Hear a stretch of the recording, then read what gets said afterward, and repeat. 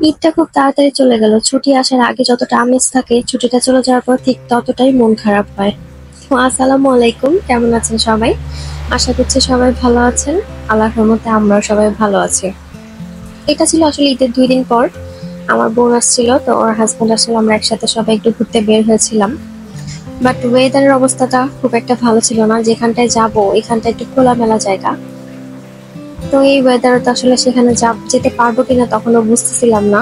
তো তারপরে আসলে ওয়েট করতেছিলাম যে দেখি। আর এদিকে আমি একটা শর্ট বানানোর জন্য আম নিয়ে বসে পড়ছিলাম।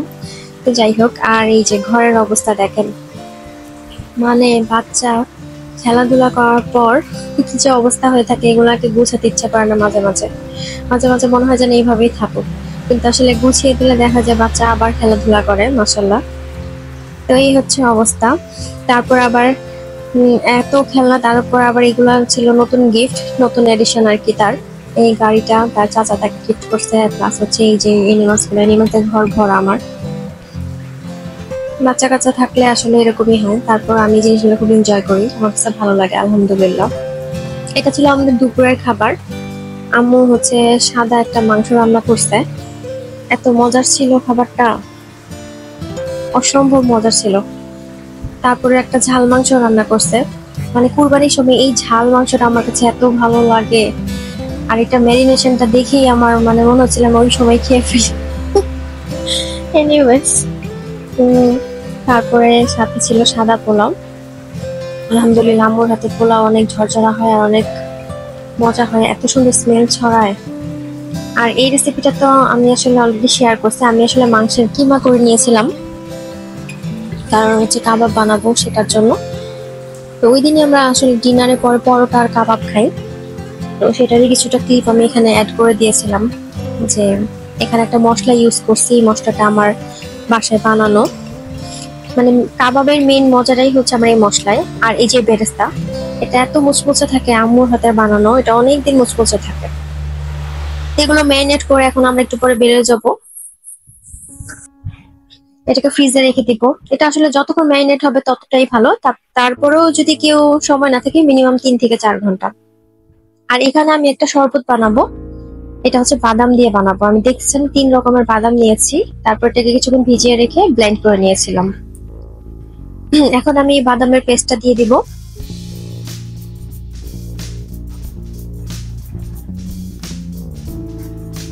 এর সাথে আমি ব্রাউন সুগার দিয়ে দিচ্ছি।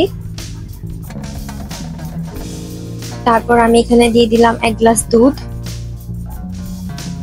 কিছুটা আইস কিউবস। সুগারটা আপনার উপর ডিপেন্ড করবে, আপনি যতটুকু মিষ্টি খাবেন ঠিক ততটুকুই দিবেন। এন্ড দেন ব্লেন্ড করে ফেলবো। তো এই তো হয়ে গেল কলিজা ঠান্ডা করা 1 গ্লাস শরবত। এই ধরনের শরবত আমার খুবই প্রিয়। আর লাচ্ছি টাইপের খাবারও আমি অনেক বেশি খাই। আমি এই যে কোল্ড ড্রিঙ্কস যেটাকে বলে কোক, স্প্রাইট, এগুলো আমার একদমই পছন্দ না। এগুলার অপশন হিসেবে আমি এই ধরনের ড্রিঙ্কস অনেক পছন্দ করি, এটা আমার খুবই ফেভারিট। আর এটা ঠান্ডা ঠান্ডা খেতে অনেক ভালো লাগে। আর ঈদের সময় রিচ খাবারের সাথে এই ধরনের একটা রিচ শরবত যদি না খাই তাহলে তো হয় না। তো যাই হোক, তারপর আমরা দুপুরের খাবার খাওয়া শেষ করে বেরিয়ে গেলাম।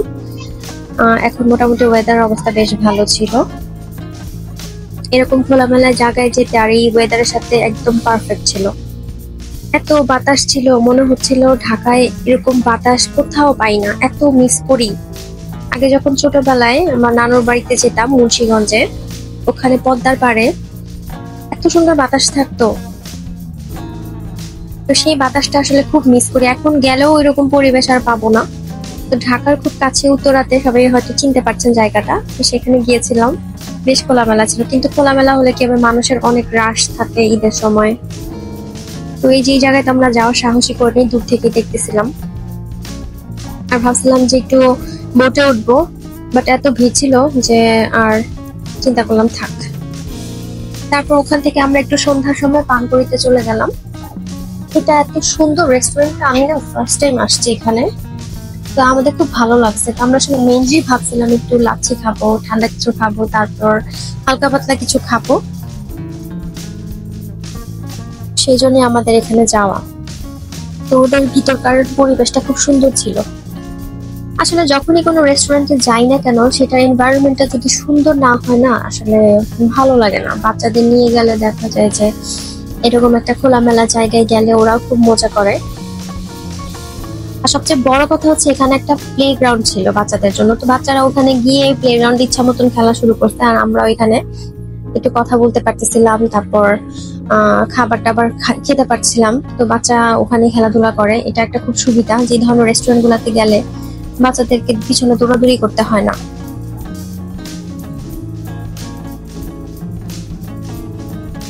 তো এই তো, হয়তো অনেকে গিয়েছেন এই রেস্টুরেন্টে। তো ওদের খাবারের কথা কিন্তু আমি বলবো যে বেশ ভালো লেগেছে আমাদের কাছে।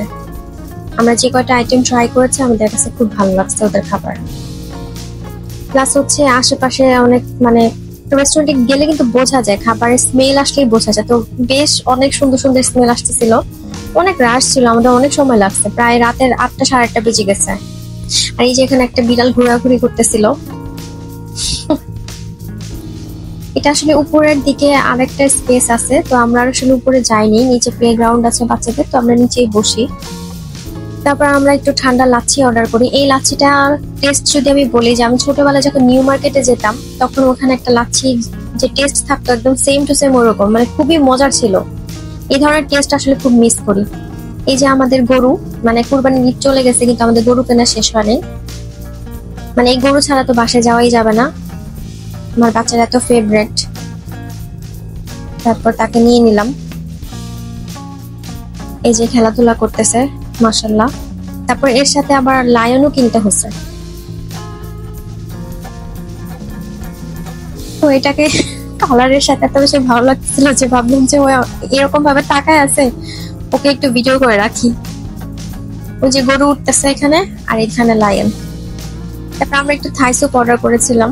আসলে গরমের সময় কেউ স্যুপ খায় না, কিন্তু আমাদের খুবই খেতে ইচ্ছা করতেছিল, কেন জানি আমাদের সবার টেস্ট বার্ডও সেম হয়ে গেছে এক্সেপ্ট আমার হাজবেন্ড। তো যাই হোক, আমরা হচ্ছে একটু থাই স্যুপটা খেলাম। ওদের স্যুপের কথা যদি বলি, ঠিক আছে চলে, অন এন এভারেজ। তারপরেই তো আমরা ওখান থেকে বের হয়ে গেলাম। বের হয়ে এখন সোজা বাসায় চলে যাব। বাসায় আস্তে আস্তে লেট হয়ে গেছে অনেক। তারপর এখন হচ্ছে ডিনারটা রেডি করতেছি। ডিনার সিম্পল কিছুই, শুধু হচ্ছে এই কাবাব গুলাকে ভেজে নিব, আর সাথে একটু পরোটা থাকবে, এই। আর প্রথম যে কাবাবটা দেখালাম ওটা ছিল বিহারি কাবাব, ওটা আমি শানের রেডিমেড মশলা দিয়ে বানাইছি, ওটা আমি প্রায়ই বানাই। ওটাও ট্রাই করতে পারেন আপনারা, রেডিমেড মশলা দিয়ে আর সবকিছু ডিরেকশন দিয়ে আছে, ওভাবে বানিয়ে নিলে বেশ ভালোই মজার হয়। আর এটা আমার নিজের রেসিপি। তো এই তো, আর পাশাপাশি হচ্ছে সাথে রেডিমেড পরোটাও ভেজে নিচ্ছি। তো সবাই ভালো থাকবেন, আমাদের জন্য দোয়া করবেন। আজকের ব্লগটা এই পর্যন্তই। আল্লাহ হাফেজ সবাইকে।